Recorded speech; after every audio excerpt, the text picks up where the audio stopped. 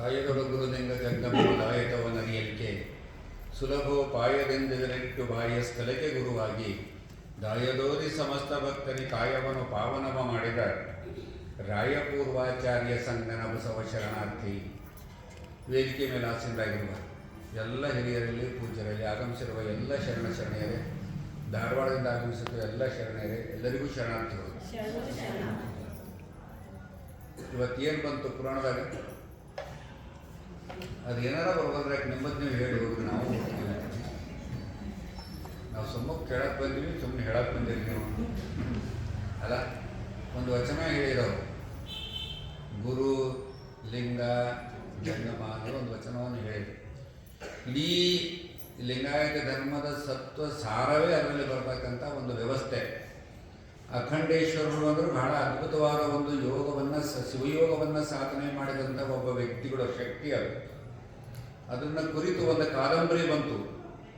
ನಮ್ಮ ತಿಪ್ಪೇರುದ್ರ ಸ್ವಾಮಿಯವರು ಜಡದಲ್ಲಿ ಜಂಗಮ ಅಂತ ಒಂದು ಕಾದಂಬರಿಯನ್ನು ಬರೆದರು. ಅದು ಒಂದು ಕಾದಂಬರಿಯನ್ನು ಓದಿಬಿಟ್ರೆ ಈ ಧರ್ಮ, ಲಿಂಗಾಯತ ಧರ್ಮ ಏನು ಅನ್ನೋದು ನಿಮಗೆ ಬಹಳ ಚೆನ್ನಾಗಿ ಗೊತ್ತಾಗಿಬಿಡುತ್ತೆ.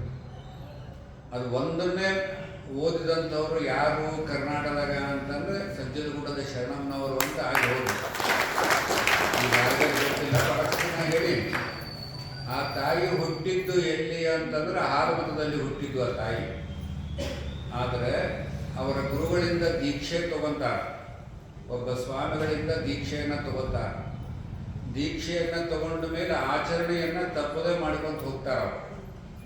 ಆಮೇಲೆ ಅದು ಅವರು ಒಂದು ಮಾತನ್ನು ಹೇಳ್ತಾರೆ ಗುರುಗಳು, ಯಾವ ಪುಸ್ತಕವನ್ನು ಓದಬೇಡ, ಅಖಂಡೇಶ್ವರ ವಚನವನ್ನು ಒಂದು ಬಿಟ್ಟು ಮತ್ತೊಂದು ಓದಬೇಡ ಅಂತಾರೆ ಅವರು. ಇದನ್ನು ನಾನು ಅವರ ಜೀವನ ಚರಿತ್ರೆಯಲ್ಲಿ ನಾನು ಅಮ್ಮವ್ರನ್ನ ನೋಡಿದ್ದೆ. ಅವರ ಇದುಮಾಗ ಸಮಾಧಿಯನ್ನು ನಾನೇ ನಿಂತೆಲ್ಲ ಮಾಡಿದ್ವಿಲ್ಲ. ಅವರು ಭಾಳ ಇಷ್ಟು ಚೆನ್ನಾಗಿ ಸಮಾಧಿ ಅಂದರೆ ನಾವು ಭಾಳಷ್ಟು ಸಮಾಧಿಗಳನ್ನು ನೋಡೀವಿ. ಬಾಡಿ ವಾಸನೆ ಆಗ್ತಾವೆ ನಮ್ಮವೆಲ್ಲ.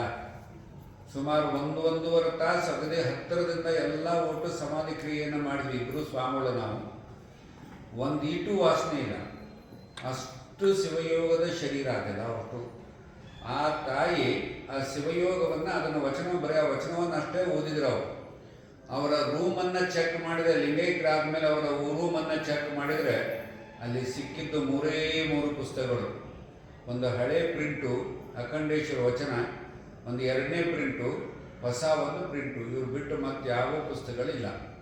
ನಾವು ಭಾಳಷ್ಟು ಪುಸ್ತಕಗಳು ಓದ್ತೀವಿ, ಸಾಧನೆ ಶೂನ್ಯ ಇರ್ತದೆ.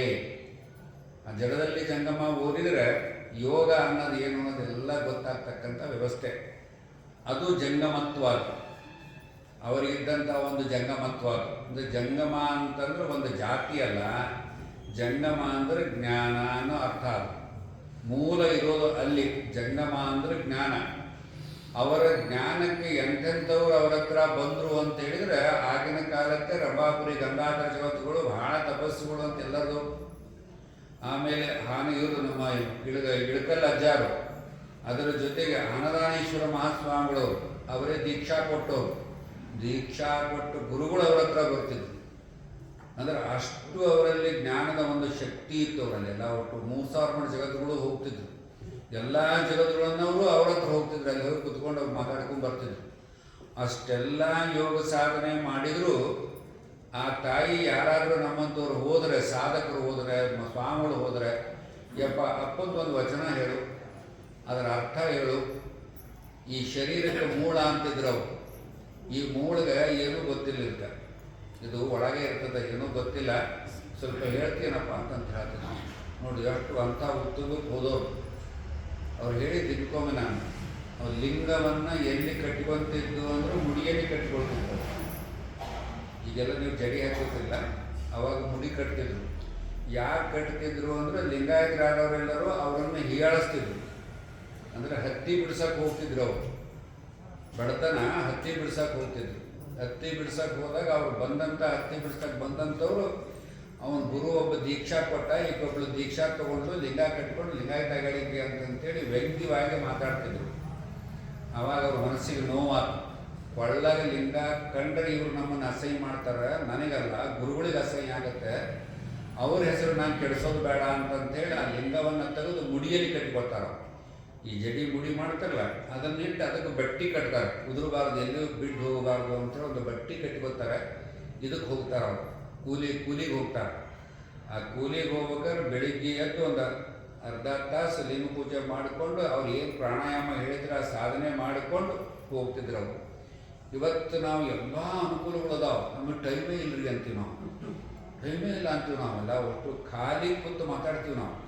ಒಂದು 5 ನಿಮಿಷ ನಾವು ಲಿಂಗ ಪೂಜೆ ಮಾಡೋಕೆ ಬಲ್ಲೆ ಅಂತೀವಿ ನಾವಲ್ಲ. ನೋಡಿ ಅಂಥ ತಾಯಿ ಎಷ್ಟು ತಾಕತ್ತು ಬಂತು ಅಂತಂದ್ರೆ ಯಾರು ಬಂದರೂ ಮೂಗಿಗೆ ಬೆಳ್ಳಿ ಇಟ್ಕೊತಿದ್ರು ಅವರು. ಮೂಗಿಗೆ ಬೆಳ್ಳಿ ಇಟ್ಕೊಂಡು ಇದು ಕೆಲಸ ಆಗುತ್ತೆ ಆಗಲ್ಲ ಅಂತ ಹೇಳ್ತಿದ್ರು. ಹಾಗೆ ಆಗ್ತಿತ್ತು ಅವರು. ಇಂಥ ಪ್ರಾಕ್ಟಿಕಲ್ ನೋಡಿ, ನಾವು ಭಾಳ ಸತಿ ಹೋಗಿ ಪ್ರಾಕ್ಟಿಕಲ್ ನೋಡಿ ನಮ್ಮೆಲ್ಲ. ಇದು ಸುವಿಯೋಗದ ಸಾಧನೆ. ಇಲ್ಲಿ ಜಾತಿಯನ್ನು ನೋಡುವ ಹಾಗಿಲ್ಲ. ಅಮ್ಮಾರು ಹುಟ್ಟಿದ್ದ ಅಲ್ಲಿಯಾದರೂ ಸಹಿತ ನಮ್ಮಂಥವರೆಲ್ಲ ಹೋದ್ರೆ ಅವ್ರಿಗೆ ನಮಸ್ಕಾರ ಮಾಡ್ತಿದ್ವಿ, ಹೇಳ್ತಿದ್ರು ಯಪ್ಪ ಈ ಮೂಳ ನಮಸ್ಕಾರ ಮಾಡಬೇಡ್ರಿ, ಈ ಮೂಳಕ್ಕೆ ನಮಸ್ಕಾರ ಮಾಡಬೇಡ್ರಿ ಅಂತಿದ್ರು. ಅದಕ್ಕೆ ಹುಬ್ಳಿ ಜಗತ್ತುಗಳು ಹೋದ್ರೆ ನೀವು ಕೈ ಮುಗಿದು ಕುಂಡಿರ್ತಿದ್ರು, ಯಪ್ಪ ಕೈ ಮುಗಿಬೇಡೋ ಅಂತಿದ್ರು ಅವರು. ಅಂದ್ರೆ ಅವಾಗ ಜಗದ್ರು ಅಂತಿದ್ರು, ಇಲ್ಲವ ನಿಮ್ಮ ಕೈ ಮುಗಿದಿಲ್ಲ, ನಿಮ್ಮ ಒಂದು ಜಂಗಮತ್ವದ ಜ್ಞಾನ ಅದ, ಅದಕ್ಕೆ ನಾವು ಕೈ ಮುಗಿತೀವಿ ಅಂತಿದ್ರು ಅವರು. ನೋಡಿ ಅಂಥ ಒಂದು ಅದ್ಭುತವಾದ ಒಂದು ಚಿಂತನೆಯನ್ನು ನಮ್ಮ ಈ ಲಿಂಗಾಯತ ಧರ್ಮದಲ್ಲಿ ಕೊಟ್ಟರು. ಇಲ್ಲಿ ಜಾತಿ ಇಲ್ಲ, ಜಂಗಮನಿಗೆ ಜಾತಿ ಇಲ್ಲ.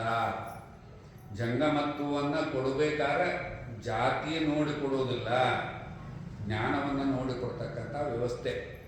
ನೋಡಿ ಎಷ್ಟು ಚೆನ್ನಾಗಿ ನಿಮ್ಮ ಮಠ ಐತಲ್ಲ, ನೆಡ್ಸೋಸಿ ಮಠ ಐತಲ್ಲ, ನೋಡಿರಿ ನೋಡಿರಿ, ಎಲ್ಲೇ ಐತೆ, ಇಲ್ಲೇ ಐತೆ. ಸ್ಥಾಪನಾ ಮಾಡಿದ ಯಾರು? ನಿಜಲಿಂಗಪ್ಪಲ್ಲ. ನೋಡ್ರಿ ನಿಜಲಿಂಗಪ್ಪನವ್ರು ಯಾರು? ಅವ್ರು ಯಾರೇ ಇರೋಲ್ಲ, ಅವರಿಗೆ ಜ್ಞಾನ ಬಂತು. ಯಾರಿಂದ ಬಂತು ಅಂತ ಹೇಳಿದ್ರೆ ದುರ್ದುಂಡೇಶ್ವರಿಂದ ಬಂತು. ದುರ್ದುಂಡೇಶ್ವರ ಹೋಗ್ತಾರ ಅವ್ರು ಸೇವಾ ಮಾಡ್ತಾರೆ. ಎಲ್ಲಿ ಕಮತ್ನೂರ ಹತ್ರ ಸೇವಾ ಮಾಡ್ತಾರ. ಅವ್ರು ಸೇವಾ ಮಾಡಿದ ಮೇಲೆ ಅವ್ರು ದುರ್ದುಂಡೇಶ್ವರ ಹೋಗ್ತಾರೆ, ದುರ್ದುಂಡಿಗೆ ಹೋಗ್ತಾರೆ. ದುರ್ದುಂಡಿಗೆ ಹೋದ ಮೇಲೆ ಇವ್ರು ಒಂದ್ಸತಿ ಆಮಂತ್ರಣ ಕೊಡಕ್ಕೆ ಹೋಗ್ತಾರೆ. ಆಮಂತ್ರಣ ಕೊಡಕ್ಕೆ ಹೋದಾಗ ಅವ್ರು ಅಂತಾರೆ, ತಮ್ಮ ನನಗೆ ವಯಸ್ಸಾಗಿದೆ, ಆರಾಮಾದ್ಮೇಲೆ ನಾನು ಬರ್ತೀನಿ, ಬೇಕಾರೆ ಇವತ್ತು ತಗೋ ಅಂತಂತೇಳಿ ಅವರಿಗೆ ಲಿಂಗ, ರುದ್ರಾಕ್ಷಿ, ವಿಭೂತಿಯನ್ನು ಕೊಟ್ಟು ನಿನಗೆ ಜ್ಞಾನವನ್ನು ಕೊಟ್ಟಿದ್ದೀನಿ ತಗೋ ಅಂತಂತ ಹೇಳಿ ಕಳಿಸ್ಕೊಡ್ತಾರೆ. ಅವರು ಕೊಟ್ಟಂಥ ಜ್ಞಾನವನ್ನೇ ಬಾಳಮ್ಮ ಮತ್ತು ಗಂಡ ಹೆಂಡತಿ ಇಬ್ಬರು ಅದನ್ನು ಉಪಯೋಗ ಮಾಡಿಕೊಂಡ್ರು ಅಂತ ಹೇಳಿ ಇವತ್ತು ನಾವು ನೀವೆಲ್ಲ ಇಲ್ಲಿ ಕೂತ್ಕೊಂಡಿದ್ದೇವೆ. ಇದು ಜ್ಞಾನ.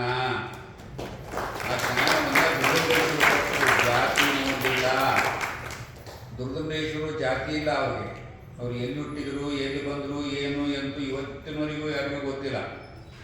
ಅವ್ರು ಹಿಮಾಲಯದಿಂದ ಬಂದವರು. ಇವರು 3 ಮಂದಿ ಹಿಮಾಲಯದಿಂದ ಬಂದವರು. ಯಾರು ಅಂತಂದ್ರೆ ಮಹಾಲಿಂಗೇಶ್ವರು, ಸಾವಳಗಿ ಶಿವಲಿಂಗೇಶ್ವರು, ದುರ್ಗುಂಡೇಶ್ವರು. ಇವರು ಹಿಮಾಲಯದಿಂದ ಬಂದವರು. ನೋಡಿ ಇಷ್ಟು ಯಾಕದು ಜ್ಞಾನಕ್ಕೆ ಮಹತ್ವ ಸಿಕ್ತು. ಅವ್ರು ಅಲ್ಲಿಂದ ಬಂದಾಗ ಕೊಳ್ಳಾಗ ಲಿಂಗಿದ್ದಿಲ್ಲ, ದುರ್ಗುಂಡೇಶ್ವರ ಕೊಳ್ಳಾಗ ಲಿಂಗಿದ್ದಿಲ್ಲ. ಕಡೋಲಿಗೆ ಬರ್ತಾರೆ. ಕಡೋಲಿಗೆ ಬಂದು ಒಂದು 6 ತಿಂಗಳಿರ್ತಾರೆ. ಗುಡುಗುಡಿ ಸೇರ್ತಿರ್ತಾರೆ ಅವರು. ಸನ್ಯಾಸಿಗಳೆಲ್ಲ ಗುಡುಗುಡಿ ಸೇರ್ತಾರೆ. ಗೊತ್ತಲ್ಲ ಗುಡುಗುಡಿ ಅಂದ್ರೆ ನಿಮಗೆ ಗೊತ್ತಿರ್ಬೇಕು. ಇಲ್ಲಿ ಭಾಳ ಕಡಿಮೆ ಈಗಲ್ಲ, ಈ ಕಡಿಮೆ ಆಗೈತೆ. ಅದೊಂದು ರೀತಿ ಮತ್ತದ್ದಂಗೆ. ಅದ್ರಾಗ ಒಂದಿಟ್ಟು ಈ ತಂಬಾಕಿನಂಥದ್ದು ಒಂದು ಹಾಕ್ತಾರೆ.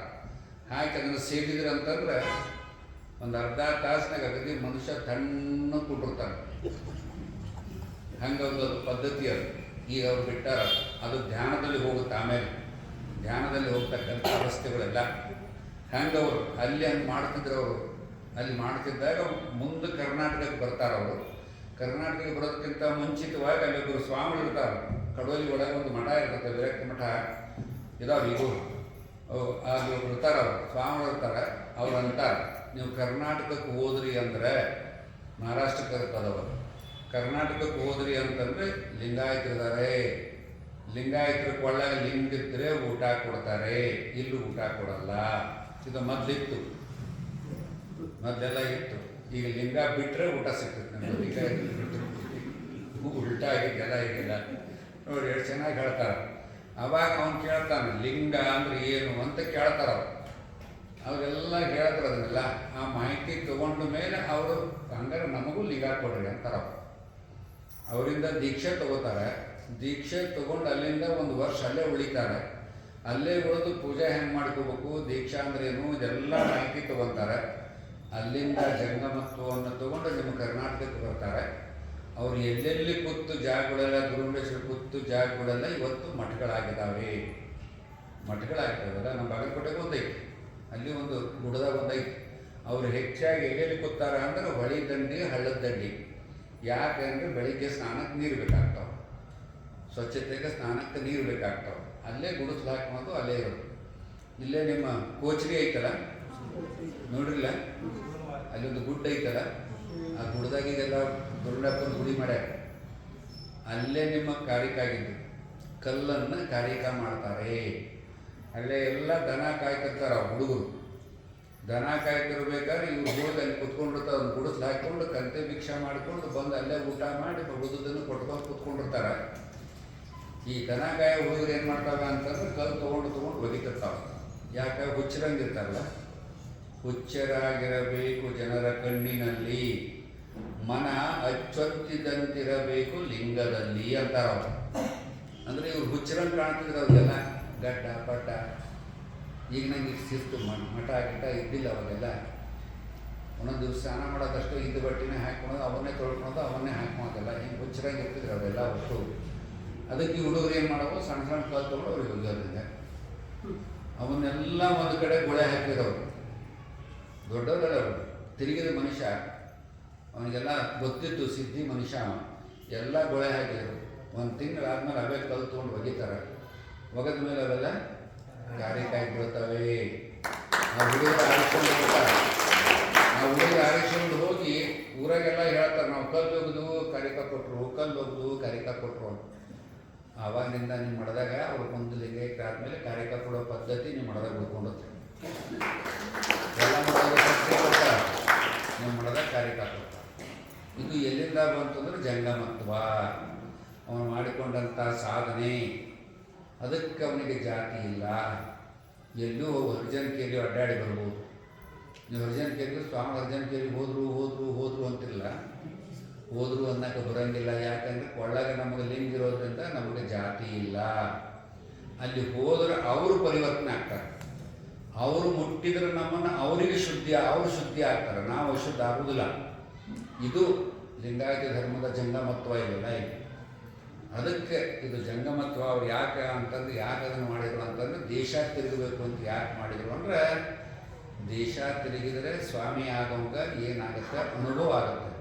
ಏನು ಬಡತನ ಅದ, ಸಮಸ್ಯೆ ಏನದಾವು, ಮಠಕ್ಕೆ ಕೂತ್ಕೊಂಡಾಗ ನಾವೆಲ್ಲ ಸಮಸ್ಯೆಯನ್ನು ನೀಗಿಸುವಂಥ ಒಂದು ವ್ಯವಸ್ಥೆ ಬರ್ತದೆ. ಇಲ್ಲಿ ಆ ಕೂಡಿಗೆ ದೀಕ್ಷಾ ಕೊಟ್ರಿ ನೀವೆಲ್ಲ, ಈ ಊರವರೆಲ್ಲ ಕೂಡ ಅವ್ರಿಗೆ ದೀಕ್ಷಾ ಕೊಟ್ಟರು. ಹಬ್ಬಳಿಗೆ ದೀಕ್ಷಾ ಕೊಟ್ಟರು, ಸಣ್ಣವ್ರಿಗೆ ದೀಕ್ಷಾ ಕೊಟ್ಟಿಲ್ಲ. ಉತ್ತರಾಧಿಕಾರಿ ಅಂತ ಮಾಡಿಕೊಂಡಾಗ ದೀಕ್ಷಾ ಕೊಟ್ಟಿಲ್ಲ. ಆ ದೀಕ್ಷಾ ಭಕ್ತ ದೀಕ್ಷೆಯನ್ನು ಕೊಟ್ಟಿಲ್ಲ, ಜಂಗಮ ದೀಕ್ಷೆಯನ್ನು ಕೊಟ್ಟದೆ. ಅವರಿಗೆ ಭಕ್ತರಂತ ಅನ್ನಕ್ಕೆ ಬರಂಗಿಲ್ಲ. ಇದು ಜಂಗಮ ದೀಕ್ಷೆ. ಅಂದರೆ ಉಳಿದವರಿಗೆ ದೀಕ್ಷೆಯನ್ನು ಕೊಡ್ತಾರೆ. ನಿಮ್ಮಲ್ಲಿ ದೀಕ್ಷೆ ಆತಲ್ಲ, ನೀವಿದ್ದಿಲ್ಲಲ್ಲ, ಇದು ಹೈಸ್ಕೂಲಾಗಿ ದೀಕ್ಷೆ ಆಯ್ತು ಹುಡುಗರಿಗೆ. ಒಂದು 80 ಹುಡುಗರು ದೀಕ್ಷಾ ತಗೊಂಡು, ಅವರಿಗೆ ಅಷ್ಟಾವರಣ, ಪಂಚಾಚಾರ, ಷಟಸ್ಥಲ 11 ದಿವಸ ಹೇಳಿಸಿದ್ರಲ್ಲಿ. ಆ ಹುಡುಗರಿಗೆ ಅದು ಅರ್ಥ ಆಗಿ ಗಂಡುಮಕ್ಕಳು ಹೆಣ್ಮಕ್ಳು 80 ಹುಡುಗರು ಅವೆಲ್ಲ ಒಟ್ಟು ದೀಕ್ಷಾ ತಗೊಂಡು. ಇದು ಬರೀ ದೀಕ್ಷಾ, ಜಂಗಮ ದೀಕ್ಷೆ ಅಲ್ಲ. ಏನು ವ್ಯತ್ಯಾಸ? ಜಂಗಮ ದೀಕ್ಷೆ ದೀಕ್ಷೆಗೂ ಏನು ವ್ಯತ್ಯಾಸ? ಜಂಗಮ ದೀಕ್ಷೆ ಅನ್ನೋದು ಬೇರೆ, ದೀಕ್ಷೆ ಬೇರೆ. ದೀಕ್ಷೆಯಲ್ಲಿ ಮಂತ್ರ, ಜಂಗಮ ದೀಕ್ಷೆಗೂ ಒಂದೇ ಮಂತ್ರ, ಒಂದೇ ಸಂಸ್ಕಾರ. ಕಾಲಿನಿಂದ ಹಿಡಿದು ತಲೆಯವರೆಗೆ ಮಂತ್ರಗಳನ್ನು ಸಂಬಂಧ ಮಾಡ್ತಾರೆ. ನೀವು 1ನೇದ್ದು 2ನೇದ್ದು 3ನೇದ್ದು ಅಭ್ಯಾಸ ಮಾಡಿಲ್ಲ? ಹಾಗೆ ನೇರವಾಗಿ ಬಂದಿರೋದು ಇಲ್ಲ, ಅಭ್ಯಾಸ ಮಾಡಲಿಲ್ಲ. ಮುಂದೆ PhD ತನಕ ಹೋಗ್ತಿರಲ್ಲ. PhD ಆದಮೇಲೆ ನಿಮಗೆ ಜ್ಞಾನ ಹೆಚ್ಚಾಗುತ್ತೆ, ಆವಾಗ ಜಂಗಮತ್ವ ಬರ್ತದೆ. ಅಲ್ಲಿವರೆಗೂ ಸಾಧನಾವಸ್ಥೆ ಹೋಗ್ತದೆ. ಇಲ್ಲಿಯೂ ಹಾಗೆ ಒಬ್ಬ ಮನುಷ್ಯನಿಗೆ ಜಂಗಮ ದೀಕ್ಷೆ ಕೊಡೋದೇನು ಅಂತಂದರೆ, ದೀಕ್ಷೆಯನ್ನು ಮಂತ್ರ ಸಂಬಂಧವನ್ನು ನಿಮಗೆ ಕಾಲಿನಿಂದ ಹಿಡಿದು ತಲೆಯವರೆಗೆ ಸಂಬಂಧವನ್ನು ಮಾಡ್ತಾರೆ. ಕಣ್ಣು ಯಾವ ಲಿಂಗ? ಯಾವುದರ ಲಿಂಗ ಆಗಲಿ ಬಿಡ್ರಿ, ಹೊಟ್ಟಸ್ಲಿಂಗ ನಿಮಗೆ ಅಲ್ಲ. ಕಣ್ಣು ಶಿವಲಿಂಗ, ನಮ್ಮಲ್ಲಿ ಗೊತ್ತದ. ಕಣ್ಣು ಶಿವಲಿಂಗ, ತ್ವಚ ಜಂಗಮಲಿಂಗ, ಕಿವಿ ಪ್ರಸಾದಲಿಂಗ, ಕೇಳ್ತದೆ. ಇದು ಸ್ಪರ್ಶ ಆದ ಕೂಡ ಜಂಗಮಲಿಂಗ.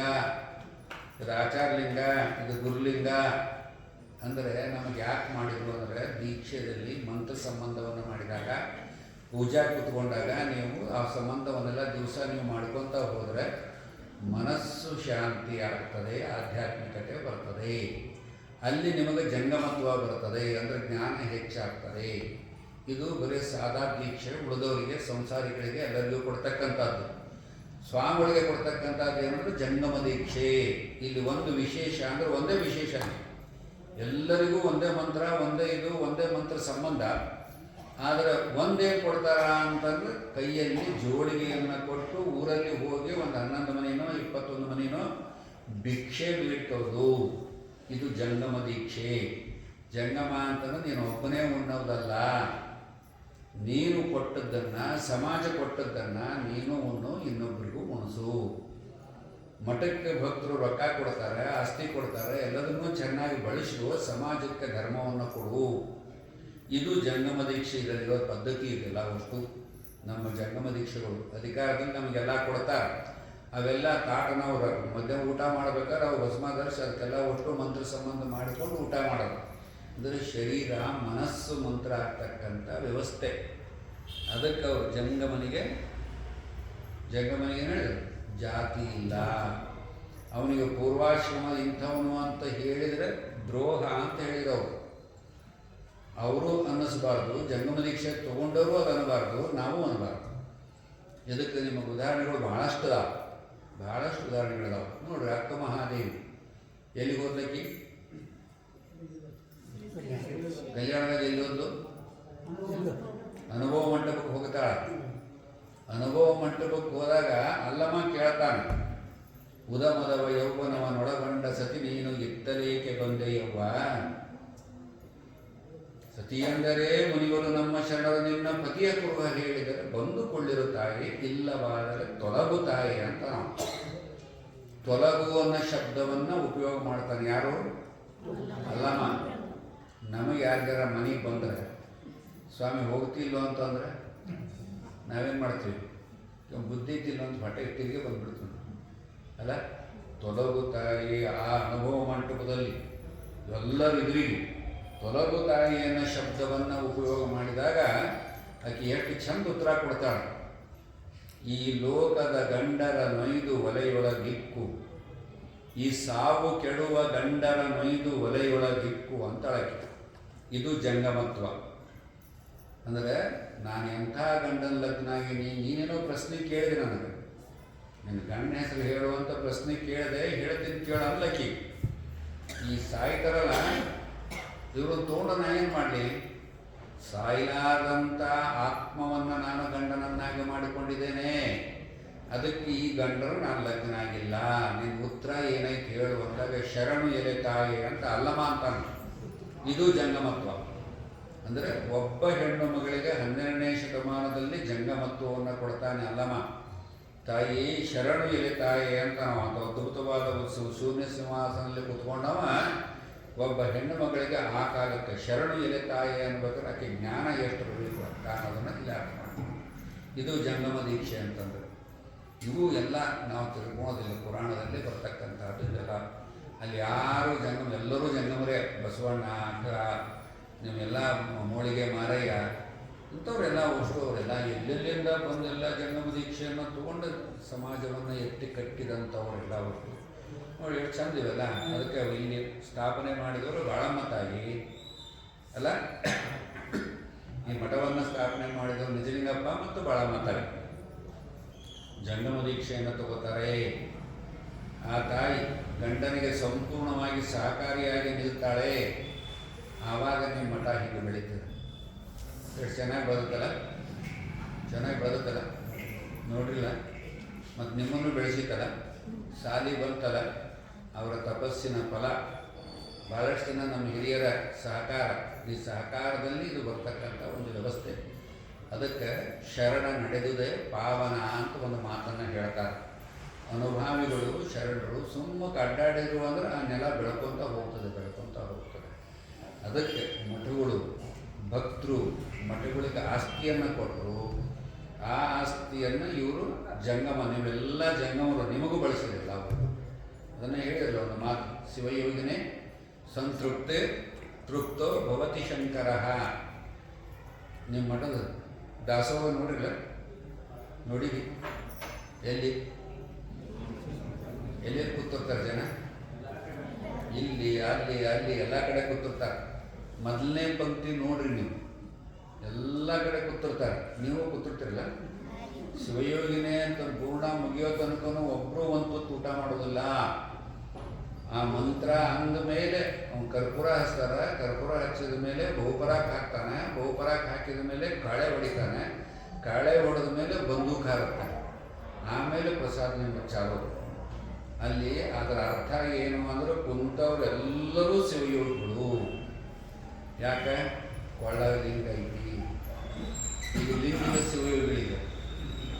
ಅವಾಗೆಲ್ಲ ಲಿಂಗದ ಶಿವಯೋಗಿಗಳಿದ್ರೆ ಅವೆಲ್ಲ ಅದನ್ನು ಸ್ವಲ್ಪ ಬದಲು ಮಾಡಬೇಕಲ್ಲ. ಲಿಂಗದ ಶಿವಯೋಗಿಗಳಿಗೆಲ್ಲ ನೋಡಿ ಎಷ್ಟು ಅದ್ಭುತವಾದ ಒಂದು ಚಿಂತನೆಯನ್ನು ನಮ್ಮವ್ರು ಕೊಡ್ತಾರೆ. ಅಲ್ಲಿ ಜಾತಿಯನ್ನು ಎಣಿಸಲಿಲ್ಲ, ಯಾವುದನ್ನೂ ಎಣಿಸಲಿಲ್ಲ. ನೀವೆಲ್ಲ ಶಿವಯೋಗಿಗಳು ಆರಾಮಾಗಿ ಕೂತ್ಕೊಂಡು ಊಟ ಮಾಡಿರಿ ಅಂತ ಹೇಳ್ತಾರಲ್ಲ. ಇದು ಜಂಗಮತ್ವ ಅದಕ್ಕೆ ಕೊಡ್ತಿರೋದಿಲ್ಲ ಒಟ್ಟು. ಅದಕ್ಕೋಸ್ಕರವಾಗಿ ಅಂಥ ಒಂದು ಚಿಂತನೆಯನ್ನು ಯಾರಿಗೆ ಕೊಡಕತ್ತಾರ? ಯಾರಿಗೆ? ಹಾಂ, ಯಾರಿಗೆ? ಮಹಾಂತ ಸ್ವಾಮಿಗಳಿಗಲ್ಲ? ಹಾಂ ಹಾಂ, ಮುಳುಗುಂದ ಅವರು ದೇಶಾಟನೆ ಹೊಂಟಾರ ಕಾಣುತ್ತಲ್ಲ. ದೇಶಾಟನೆ ಹೊಂಟಾರ ಅಂದರೆ ಎಲ್ಲ ಜನರನ್ನು ನೋಡಿ ಆಮೇಲೆ ಮಠಕ್ಕೆ ಬಂದು ಆಗೋದು. ನಮ್ಮಲ್ಲಿ ಪದ್ಧತಿ ಇದೆ, ಒಂದದು ದೀಕ್ಷಾ ಕೊಡಬೇಕು. ದೀಕ್ಷಾ ಆದಮೇಲೆ ಅಭ್ಯಾಸ ಮಾಡಬೇಕು, 25-26 ವರ್ಷ ಅಭ್ಯಾಸ ಮಾಡಬೇಕು. ಅದಾದಮೇಲೆ ದೇಶಿಕ ಆಗಬೇಕು. ದೇಶಿಕ ಅಂದರೆ ಅನುಗ್ರಹ ಆಗ್ತದೆ. ಅನುಗ್ರಹ ಆದಮೇಲೆ ಒಂದು 5-6 ವರ್ಷ ಹೊರಗೆ ಅಡ್ಡಾಡಬೇಕು. ಆಮೇಲೆ ನಂತರ ಪಟ್ಟಾಧಿಕಾರ ಇವೆಲ್ಲ ಇವು ಹೋಗ್ಯಾವೆಲ್ಲ. ಈಗ ಹೋಗ್ಯಾವ ಈಗೆಲ್ಲ. ಯಾರು ಇಲ್ಲ ರೀ, ಮಾಡೋದು ಯಾರು ಆಗಲ್ಲ, ಸಾಧ್ಯನೇ ಇಲ್ಲ. ಮೊದಲು ಅಧಿಕಾರ ಹಂಗೆಲ್ಲ ಬಂತು ಈಗೆಲ್ಲ. ಅದು ಆ ಪದ್ಧತಿಗಳೆಲ್ಲ ನಾವು ತಪ್ಪಿಟ್ವಿ ಎಲ್ಲ ಒಟ್ಟು. ಈಗೆಲ್ಲ ಭಕ್ತರು ಹಂಗೆ ಬಂದರು, ನಾವು ಹಂಗೆ ಬಂದಿವೆಲ್ಲ ಒಟ್ಟು. ಅದಕ್ಕೆ ಇವೆಲ್ಲ ಪದ್ಧತಿಗಳು ಹೋಗ್ತಾ ಇದ್ದಾವೆ. ಅದನ್ನು ಇಲ್ಲಿ ಪುರಾಣದಲ್ಲಿ ಅವ್ರು ಹೇಳ್ಕೊತಾ ಬರ್ತಿದ್ದಾರೆ. ಸುಮ್ಮನೆ ಇವಾಗ ತಿಳ್ಕೊಳ್ರಿ, ನಿಮಗೆ ಜಂಗಮ ಅಂದ್ರೆ ಏನು ಅಂತ ತಿಳ್ಕೊಳ್ರಿ ಅನ್ನೋ ಸಲುವಾಗಿ. ಜಂಗಮ ಅಂದ್ರೆ ಮೂಲ ಅರ್ಥ ಇರೋದು ಅದು ಜಾತಿ ಅಲ್ಲ, ಅದು ಜ್ಞಾನ. ಆ ಜ್ಞಾನಕ್ಕೆ ಮಹತ್ವ ಇರ್ತದೆ, ವ್ಯಕ್ತಿಯಲ್ಲಿ ಜ್ಞಾನಕ್ಕೆ ಮಹತ್ವ ಇರ್ತದೆ ಹೊರತು ದೇಹಕ್ಕೆ ಮಹತ್ವ ಇರೋದಿಲ್ಲ. ಇದು ನಮ್ಮಲ್ಲಿ ಪದ್ಧತಿ ಇರೋದು, ನಮ್ಮ ಇದರಲ್ಲಿ ಪದ್ಧತಿ ಇರೋದು. ಅದಕ್ಕೆ ಇವರೆಲ್ಲ ವಚನ ಅಂದಲ್ಲ ಎಲ್ಲ ವಸ್ತು. ಆ ವಚನ ಕೊನೆಗೆ ಯಾವ ಒಂದು ವಚನ ಅಂದಿಲ್ಲ? ಎಮ್ಮವರು ಬೆಸಗೊಂಡರೆ ಶುಭಲಗ್ನವೆನ್ನಿರಯ್ಯ, ರಾಶಿಕೂಟ ಸಂಬಂಧ ಉಂಟೆಂದು ಹೇಳಿರಯ್ಯ. ಇಂದಿನ ದಿನಕ್ಕಿಂತ ನಾಳಿನ ದಿನಕ್ಕಿಂತ ಇಂದಿನ ದಿನವೇ ಲೇಸೆಂದು ಹೇಳಿರಯ್ಯ. ಎಷ್ಟು ಚಂದ ಹೇಳ್ಯಾರ ನೋಡ್ರಿ. ನಾವು ಮಂತ್ರ ಇದನ್ನು ನೋಡ್ತೀವಲ್ಲ, ರಾಶಿ ಎಲ್ಲ ನೋಡ್ತೀವಲ್ಲ, ಅದು ಯಾವುದೂ ಇಲ್ಲ ಅಂತ. ಎಲ್ಲರೂ ಪ್ರೀತಿಯಿಂದ ಅಕ್ಷತೆಯನ್ನು ಹೂವನ್ನು ಹಾಕಿಬಿಟ್ರೆ ನಿಜವಾಗಿ ಮುಗಿದು ಹೋಗ್ತದೆ ಎಲ್ಲರೂ. ನಿಜವಾದ ಶಕ್ತಿ ಬರೋದು ಎಲ್ಲಿ ಅಂದರೆ ತಂದೆ ತಾಯಿಗಳು ಪ್ರೀತಿಯಿಂದ ಅವ್ರ ಆಶೀರ್ವಾದ ಮಾಡಿಬಿಟ್ರೆ ನಮಗೆಲ್ಲ ಸಿಗ್ತದೆ. ಅಷ್ಟು ಚಂದ ವ್ಯವಸ್ಥೆಯನ್ನು ನಾವು ಕೊಡ್ತೀವಿ. ಅದಕ್ಕೋಸ್ಕರ ಎಲ್ಲ ವಚನ ಹೇಳಿದ್ದು ಬಹಳಷ್ಟು ಅಮ್ಮವ್ರು ಬಂದು 4 ಮಾತನ್ನು ಹೇಳಿದ್ರು. ಭಾಳ ತುಂಬ ಚೆನ್ನಾಗಿ ಅಲ್ಲಿ ಮಾಡ್ತಾರೆ. ಅವರಷ್ಟೆಲ್ಲ ಮಾಡ್ತಾರೆ ಅಂತ ನಾವು ಹೋಗಿದ್ವಿ. ಯಾಕಂದ್ರೆ ಅಂಥವ್ರಿಗೆ ಮತ್ತೊಂದು ತಾಕತ್ತು ಹೆಚ್ಚು ಬರ್ತದೆ. ಮನೆಗಳಲ್ಲಿ ಸಂಸ್ಕಾರ ಉಳಿಬೇಕು ಅಂದರೆ ಹೆಣ್ಮಕ್ಳಲ್ಲಿ ಸಂಸ್ಕಾರ ಬರಬೇಕು. ಅದಕ್ಕೆ ಹೆಣ್ಣು ಹೆಣ್ಣಲ್ಲ, ಹೆಣ್ಣು ರಕ್ತಸಿಯಲ್ಲ, ಹೆಣ್ಣು ಪ್ರತ್ಯಕ್ಷ ಕಪಿಲ ಸಿದ್ಧ ಮಲ್ಲಿಕಾರ್ಜುನ. ಎಷ್ಟು ಚಂದ ಹೇಳ್ಯಾರ ನೋಡೋರು. ಹೆಣ್ಮಕ್ಳಂದ್ರೆ ಭಾಳಷ್ಟು ಜನ ಹೊರಗಿಡ್ತಾರೆ, ಶರಣರು ಹೊರಗಿಡಲಿಲ್ಲ. ಅವರು ಪ್ರತ್ಯಕ್ಷ ಕಪಿಲ ಸಿದ್ಧ ಮಲ್ಲಿಕಾರ್ಜುನ. ನಿಜವಾದ ದೇವರು ಯಾರಾದರೂ ಇದ್ದರೆ ಹೆಣ್ಣುಮಕ್ಕಳು. ಅಂದರೆ ಆ ತೆಗಬೇಕಾದ್ರೆ ಅವರಲ್ಲಿ ಆಚಾರ ಹೆಂಗಿರಬೇಕು ಅನ್ನೋದನ್ನು ನಾವು ನೋಡೋದು. ಗುರು ಇರಬೇಕಾದ್ರೆ ಅವನಲ್ಲಿ ಆಚಾರ ಹೆಂಗಿರಬೇಕು, ಜಂಗಮ ಇರಬೇಕಾದ್ರೆ ಅವನಲ್ಲಿ ಆಚಾರ ಹೆಂಗಿರಬೇಕು ಅನ್ನೋದನ್ನು ನಾವು ಅರ್ಥ ಮಾಡ್ಕೊಂಡು ಅನ್ನೋದನ್ನು ಅಷ್ಟು ವ್ಯವಸ್ಥಿತವಾಗಿ ಹೆಣ್ಣು ಮಕ್ಕಳಿಗೆ ನೇರವಾಗಿ ಸಿದ್ಧಾಂತ ಮುಟ್ಲಿ, ತತ್ವ ಮುಟ್ಲಿ ಅಂಥೇಳಿ ವಚನಗಳಲ್ಲಿ ಲಿಂಗಾಯತ ಧರ್ಮದ ತತ್ವವನ್ನು ಕೊಟ್ಕೊಳ್ತಾ ಹೋದರು. ಅದನ್ನು ನೀವು ಮಕ್ಕಳು ಎಲ್ಲ ತುಂಬ ಚೆನ್ನಾಗಿ ಆಡ್ತೀರಿ, ಭಾಳ ಸಂತೋಷ. ನಿಮಗೆಲ್ಲ ಭಗವದ್ಗೀತೆನೂ ಬರ್ತದೆ, ಇದು ಬರ್ತದೆ, ಎಲ್ಲ ಬರ್ತಾವೆ ನಿಮಗೆಲ್ಲ. ಅದು ಭಾಳ ಸಂತೋಷ. ಅದು ಮುಂದೆ ನಿಮಗೆ ಅರ್ಥ ಹಾಕುವ ಅಂದರೆ ನಿಮ್ಗೆ ಅದು ಅರ್ಥ ಗೊತ್ತಾದಾಗ ನಿಮ್ಮ ಲೈಫೇ ಬದಲಾಗ್ಕೊಂಡು ಹೋಗ್ತದೆ ಎಲ್ಲ ಒಟ್ಟು. ಅದಕ್ಕೆ ಅಂತ ಒಂದು ಚಿಂತನೆ ಇಟ್ಕೊಂಡು ಶಾಸ್ತ್ರಿಗಳವರು ಇವತ್ತು ಜಂಗಮ ಗುರು ತತ್ವವನ್ನು ಲಿಂಗ ಏನೋ ಹೇಳಿರಲ್ಲ, ಲಿಂಗ ಕಲ್ಲಲ್ಲ, ಲಿಂಗದಲ್ಲಿ ಶಿಲೆ ನರಿಸಿದ್ದಾರೆ. ಲಿಂಗದಲ್ಲಿ ಶಿಲೆಯ ನರಸಿದ್ದಾರೆ ಅಂತಾರವರು. ಕೈಯಲ್ಲಿ ಲಿಂಗ ಕೊಟ್ಟರೆ ಅದು ಕಲ್ಲು ಅಂತ ತಿಳ್ಕೊಳಂಗಿಲ್ಲ. ಯಾಕೆ? ಅದಕ್ಕೆ ಮಂತ್ರ ಸಂಬಂಧ ಆಗಿರ್ತದೆ. ಮಂತ್ರ ಸಂಬಂಧವನ್ನು ಕೊಟ್ಟು ಜಂಗಮತ್ವವನ್ನು ಕೊಡ್ತದೆ. ಅದಕ್ಕೆ ಈ ದೇವರುಗಳಿಗೆಲ್ಲ ಮಂತ್ರ ಸಂಬಂಧ ಮಾಡ್ತಾರಲ್ಲ, ಒಬ್ಬರು ಸ್ವಾಮಿಗಳೇ ಮಾಡ್ಬೇಕಲ್ಲ, ಒಬ್ಬರು ಸ್ವಾಮಿಗಳೇ ಮಾಡ್ಬೇಕಲ್ಲ. ಯಾಕೆ ಮಾಡಬೇಕು ಅಂದರೆ ಜಂಗಮತ್ವ ಬರಬೇಕು. ಅದಕ್ಕೆ ಇಲ್ಲರೂ ಬರಲ್ಲ. ಅದಕ್ಕೆ ಲಿಂಗಕ್ಕೂ ಹಾಗೆ ನಿಮಗೆ ದೀಕ್ಷಾ ಕೊಡಬೇಕಾದ್ರೆ ನಿಮಗೂ ಮಂತ್ರ ಸಂಬಂಧ ಮಾಡ್ದಂಗೆ ಅದಕ್ಕೂ ಮಂತ್ರ ಸಂಬಂಧ ಮಾಡಿ ನಿಮ್ಮ ಕೈಯಲ್ಲಿ ಕೊಟ್ಟು ಕಿವಿಯಲ್ಲಿ ಮಂತ್ರೋಪದೇಶವನ್ನು ಮಾಡ್ತಾರೆ. ಕಿವಿಗೆ ಯಾಕೆ ಮಾಡ್ತಾರೆ? ಬಾಯಿಗೆ ಮಾಡ್ಬೋದಾಗಿತ್ತಲ್ಲ, ಮೂಗಿಗೆ ಮಾಡ್ಬೋದಾಗಿತ್ತಲ್ಲ, ಅಲ್ಲ ಮಾಡೋಕೆ ಬರಂಗಿಲ್ಲ. ಧ್ವನಿ ಹೋಗೋದು ಎಲ್ಲಿಂದ ಹೋಗುತ್ತೆ? ಕಿವಿಯಿಂದ ಹೋಗುತ್ತೆ. ಅದಕ್ಕೆ ಒಳಗೆ ಮನ, ಬುದ್ಧಿ, ಚಿತ್ತ, ಅಹಂಕಾರಗಳು ನಾಲ್ಕದಾವ. ಈ ನಾಲ್ಕು ಶುದ್ಧ ಆಗಬೇಕಾದ್ರೆ ಕಿವಿಯಾಗೆ ಕೊಡಬೇಕು. ಮಂತ್ರೋಪದೇಶ ಕಿವಿಯಲ್ಲಿ ಕೊಡಬೇಕು. ಅದು ಮನಸ್ಸಿನಲ್ಲಿ ಒಳಗೆ ಹೋಗ್ತದೆ, ಬ್ಲಡ್ನಲ್ಲಿ ಹೋಗ್ತದೆ, ಬ್ಲಡ್ ಪ್ಯೂರಿಫಿಕೇಷನ್ ಆಗ್ತದೆ. ಅದರಲ್ಲಿ ಮನುಷ್ಯ ತುಂಬ ಚಲೋ ಆಗ್ತಾನೆ ಅಂತೇಳಿ ವೈಜ್ಞಾನಿಕವನ್ನು ಇಟ್ಟುಕೊಟ್ರು. ಅದನ್ನೆಲ್ಲ ನೀವೆಲ್ಲ ನಾಲ್ಕು ಮಾತು ಹೆಚ್ಚಿಗೆ ಹೇಳಿದೆ ಅಂತ ಕಾಣ್ತದೆ ಅಲ್ಲ, ಇಂಥದ್ದು ಹೋಗಿ ಮಾಡ್ಕೊತಿದ್ದೀನಿ ಅಂತ ಕಾಣ್ತದೆ. ನನಗೆ ಬಿಡೋಕೆ ಹೋಗಿಲ್ಲ, ಸ್ವಾಮಿಗೆ ಹೇಳ್ಕೊತ ಹೋಗ್ತಾನೆ ಸಾಕಿದೆ. ಎಲ್ಲರಿಗೂ ನಾಲ್ಕು ಮಾತನ್ನು ತುಂಬ ಚೆನ್ನಾಗಿ ಕೇಳೋಕ್ಕೆ ಎಲ್ಲರಿಗೂ ಧನ್ಯವಾದವನ್ನು ಹೇಳ್ತಾ 2 ಮಾತುಗಳು.